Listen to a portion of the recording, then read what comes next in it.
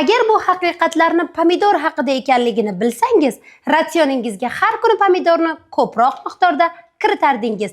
Ushbu videoda pomidorning foydali xususiyatlarini aynan siz bilmaganlaringizni sanab o'taman.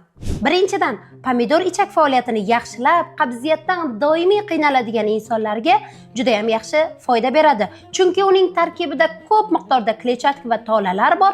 Shuning uchun siz qabziyatni oldini olish uchun ham pomidor iste'mol qilishingiz kerak. Ikkinchidan, quyoshning o'tkir ultrabinafsha nurlarida terimiz kuyib, qorayib ketishini oldini aynan pomidor olish mumkin. Chunki pomidorning tarkibida karotinoid moddasi juda ham ko'p miqdorda bo'ladi va bu bizning iste'molimizda teri pigmentatsiyasini yaxshilaydi. Uchinchidan, ozmoqchi bo'lganlar uchun eng ideal variant bu pomidor hisoblanadi.